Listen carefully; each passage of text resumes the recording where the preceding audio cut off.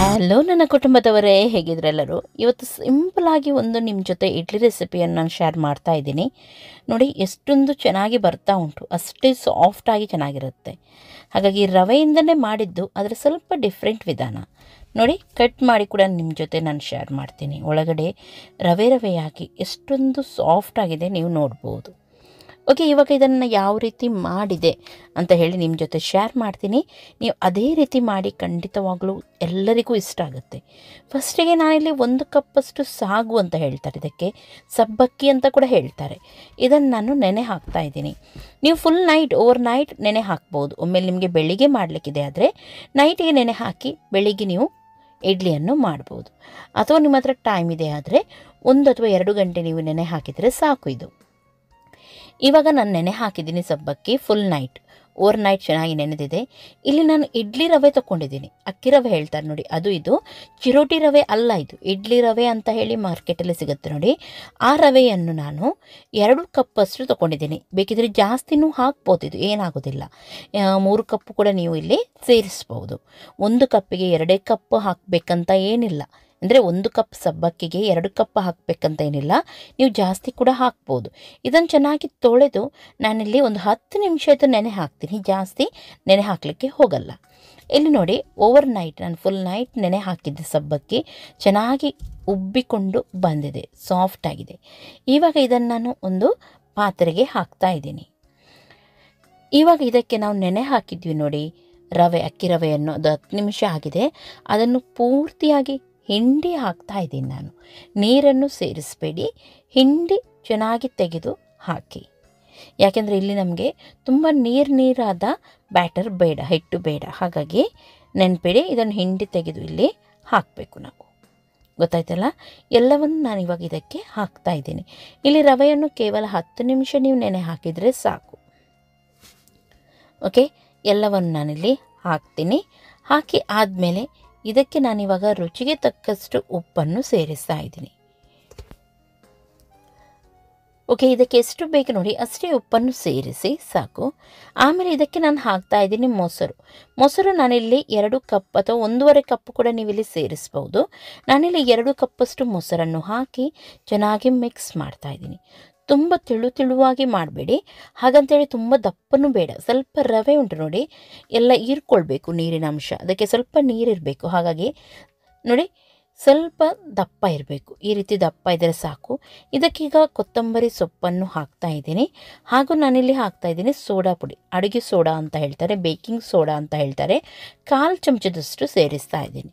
ಇದನ್ನು ಹಾಕಿ ಒಂದು 10 ನಿಮಿಷ ನಾನು ಹಾಗೇ ಬಿಡ್ತೀನಿ, ರವೆ ಸ್ವಲ್ಪ ನೀರೆಲ್ಲ ಚೆನ್ನಾಗಿ ಹೀರ್ಕೊಳ್ಳಿ ಅಂತ ಹೇಳಿ. ಅಷ್ಟರವರೆಗೂ ನಾವು ಇದಕ್ಕೆ ಚಟ್ನಿಯನ್ನು ರೆಡಿ ಮಾಡೋಣ. ಓಕೆ, ಇಲ್ಲಿ ನಾನು ಕೆಂಪು ಚಟ್ನಿ ಮಾಡ್ತಾ ಇದ್ದೀನಿ. 1 ಕಪ್ಪಷ್ಟು ಕಾಯಿ, ಸ್ವಲ್ಪ ಕೊತ್ತಂಬರಿ, 2ರಿಂದ 3 ಒಣಮೆಣಸು, ಸಣ್ಣ ತುಂಡು ಶುಂಠಿ ಹಾಗೂ ಹುಳಿ, ಇಷ್ಟನ್ನು ತಗೊಂಡು ಗ್ರೈಂಡ್ ಮಾಡ್ತೀನಿ. ಇದಕ್ಕೆ ನಾನು ಎಕ್ಸ್ಟ್ರಾ ಏನೂ ಹಾಕಲಿಕ್ಕೆ ಹೋಗ್ತಾ ಇಲ್ಲ. ತುಂಬ ಸಿಂಪಲಾದ ಚಟ್ನಿ ಇದು, ಹಾಗೂ ತುಂಬ ರುಚಿ ಕೂಡ ಆಗುತ್ತೆ. ಬೇಕಿದ್ದರೆ ನೀವು ಇದಕ್ಕೆ ಸ್ವಲ್ಪ ಉರ್ಗಡ್ಲೆ ಕೂಡ ಸೇರಿಸ್ಬೋದು, ನಿಮಗೆ ಇಷ್ಟ ಇದೆ ಆದರೆ. ಓಕೆ, ರುಚಿಗೆ ತಕ್ಕಷ್ಟು ಉಪ್ಪನ್ನು ಹಾಕಿ ಸ್ವಲ್ಪ ನೀರನ್ನು ಹಾಕಿ ಚಟ್ನಿಯನ್ನು ಗ್ರೈಂಡ್ ಮಾಡೋಣ. ಇಲ್ಲಿ ಇವಾಗ ನೋಡ್ಬೋದು ನೀವು, ನೀರು ರವೆ ಎಷ್ಟು ಚೆನ್ನಾಗಿ ಹೀರ್ಕೊಂಡಿದೆ ಅಂತೇಳಿ ನೋಡಿ.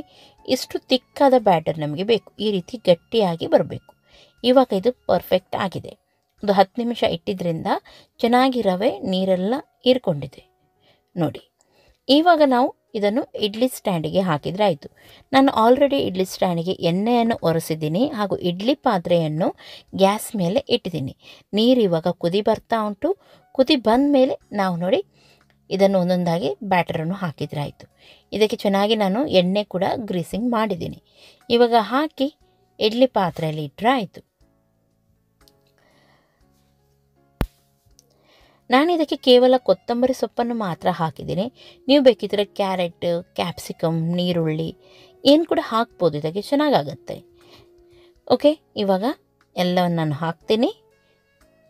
ಹಾಗೂ ನಾನು ಹೇಳಿದಾಗ ಇಡ್ಲಿ ಪಾತ್ರೆಯಲ್ಲಿ ನೀರು ಚೆನ್ನಾಗಿ ಕುದೀತಾ ಉಂಟು, ನೋಡ್ಬೋದು ನೀವು. ಒಂದೊಂದಾಗಿ ಸ್ಟ್ಯಾಂಡನ್ನು ಇಡ್ತಾ ಹೋಗೋಣ.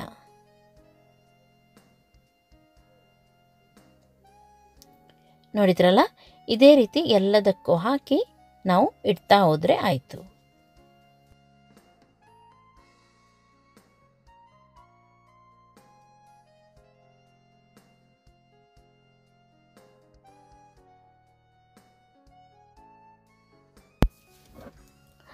ಓಕೆ, ಇವಾಗ ಒಂದೊಂದಾಗಿ ನಾನು ಇಡ್ತಾ ಬಂದಿದ್ದೀನಿ. ಇಲ್ಲಿ ನೋಡ್ಬೋದು ನೀವು. ಲಾಸ್ಟಿಗೆ ಒಂದನ್ನು ಇಡ್ತೀನಿ. ಗ್ಯಾಸನ್ನು ಫಾಸ್ಟಲ್ಲಿಟ್ಟು ಇದನ್ನು ಮುಚ್ಚಿ ಒಂದು 10 ರಿಂದ 15 ನಿಮಿಷ ಚೆನ್ನಾಗಿ ಇದನ್ನು ಬೇಯಿಸೋಣ. ಓಕೆ, ಇವಾಗ ಒಂದು 15 ನಿಮಿಷ ಆಗಿದೆ. ಓಪನ್ ಮಾಡಿ ನೋಡೋಣ. ವಾವ್, ನೋಡಿ ಎಷ್ಟೊಂದು ಚೆನ್ನಾಗಿ ಉಬ್ಬಿಕೊಂಡು ಬಂದಿದೆ. ನೋಡಿ, ನೋಡುವಾಗಲೇ ನಿಮಗೆ ಗೊತ್ತಾಗುತ್ತೆ ಎಷ್ಟೊಂದು ಒಳ್ಳೆ ರೀತಿದು ಬಂದಿರ್ಬೋದು ಅಂತ ಹೇಳಿ. ಇವಾಗ ಒಂದೊಂದಾಗಿ ತೆಗೆದು ಇದನ್ನು ಕೆಳಗೆ ಇಡೋಣ. ಸ್ವಲ್ಪ ತಣ್ಣಗಾದ ಮೇಲೆ ನೀವು ತೆಗೆದರೆ ಆಯ್ತು. ಇದನ್ನು ಈಸಿಯಾಗಿ ಇದು ಎದ್ದುಕೊಂಡು ಬರುತ್ತೆ, ಅಂಟಾಗಿ ಬರೋದಿಲ್ಲ, ಏನಾಗೋದಿಲ್ಲ. ನೋಡಿ ಎಷ್ಟೊಂದು ಚೆನ್ನಾಗಿ ಬಂದಿದೆ. ತುಂಬ ಸಾಫ್ಟಾಗಿ ರುಚಿಯಾಗಿರುತ್ತೆ ಇದು. ಒಮ್ಮೆ ನೀವು ಇದನ್ನು ಟ್ರೈ ಮಾಡಿ ನೋಡಿ. ಆಮೇಲೆ ನೀವು ಇದೇ ರೀತಿ ಇಡ್ಲಿ ಯಾವಾಗಲೂ ಮಾಡ್ತೀರಾ. ಇದಕ್ಕೆ ಕೆಂಪು ಚಟ್ನಿ ಮಾತ್ರ ಅಲ್ಲ, ಇದರೊಂದಿಗೆ ನೀವು ಬೇಕಿದ್ರೆ ಇದಕ್ಕೆ ಯಾವುದೇ ಸಾಂಬಾರಲ್ಲಿ ಕೂಡ ತಿನ್ಬೋದು, ಚೆನ್ನಾಗಾಗುತ್ತೆ. ನೋಡಿ, ಈಗ ತುಂಬ ಸ್ವಲ್ಪ ಬಿಸಿ ಉಂಟು, ಆದರೂ ನಾನು ನಿಮಗೆ ತೆಗೆದು ತೋರಿಸ್ತಾ ಇದ್ದೀನಿ. ತಣ್ಣಗಾದ್ಮೇಲೆ ಇನ್ನೂ ಕೂಡ ಚೆನ್ನಾಗಿ ಬರುತ್ತೆ ಇದು, ನೋಡ್ಬೋದು ನೀವು. ಓಕೆ, ಇವತ್ತಿನ ಈ ವಿಡಿಯೋ ನಿಮಗೆ ಖಂಡಿತವಾಗ್ಲೂ ಇಷ್ಟ ಆಗಿರ್ಬೋದು ಅಂತ ಎನಿಸ್ತೀನಿ. ಇಷ್ಟ ಆಯ್ತಂತಾದರೆ ಇವಾಗಲೇ ಲೈಕ್ ಮಾಡಿ, ನಿಮ್ಮ ಫ್ರೆಂಡ್ಸ್ ಜೊತೆ ಎಲ್ಲರ ಜೊತೆ ಶೇರ್ ಮಾಡಿ. ಹಾಗೂ ನನ್ನ ಚಾನಲ್ಗೆ ಇನ್ನೂ ಕೂಡ ನೀವು ಸಬ್ಸ್ಕ್ರೈಬ್ ಮಾಡಲಿಲ್ಲ ಅಂತಾದರೆ ಇವಾಗಲೇ ಸಬ್ಸ್ಕ್ರೈಬ್ ಮಾಡಿ. ನೋಡಿ, ತುಂಬ ಚೆನ್ನಾಗಿ ಬಂದಿದೆ ಅಲ್ವಾ? ಖಂಡಿತವಾಗ್ಲೂ ಒಮ್ಮೆ ನೀವು ಟ್ರೈ ಮಾಡಿ, ಆಮೇಲೆ ನನಗೆ ಕಮೆಂಟ್ ಮಾಡಿ ಹೇಳಿ ಯಾವ ರೀತಿ ಆಗಿತ್ತಂತ ಹೇಳಿ.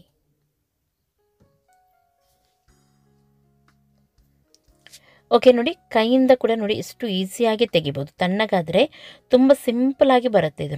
ನೋಡ್ತಾ ಇದ್ದೀರಲ್ಲ, ನಿಮ್ಮ ಮುಂದೆನೇ ನಾನು ತೋರಿಸ್ತಾ ಇದ್ದೀನಿ. ನೋಡಿ ಎಷ್ಟು ಚೆನ್ನಾಗಿ ಬರುತ್ತೆ ಇದು. ಇವಾಗ ನಾನು ಇದನ್ನು ನಿಮಗೆ ಕಟ್ ಮಾಡಿ ಕೂಡ ತೋರಿಸ್ತೀನಿ. ನೋಡಿ, ನೋಡಿದ್ರಲ್ಲ, ತುಂಬ ಸಾಫ್ಟಾಗಿ ತುಂಬ ಚೆನ್ನಾಗಿ ಬರುತ್ತೆ. ಹಾಗಾಗಿ ಒಮ್ಮೆ ಟ್ರೈ ಮಾಡಿ ಅಂತ ಹೇಳ್ತಾ ಇದ್ದೀನಿ. ಇನ್ನು ನಾಳೆ ನಾನು ಸಿಗ್ತೀನಿ ಒಳ್ಳೆಯ ಒಂದು ವಿಡಿಯೋವೊಂದಿಗೆ. ಅಷ್ಟರವರೆಗೂ ನಿಮಗೆಲ್ಲರಿಗೂ ಟೇಕ್ ಕೇರ್, ಬಾಯ್ ಬಾಯ್.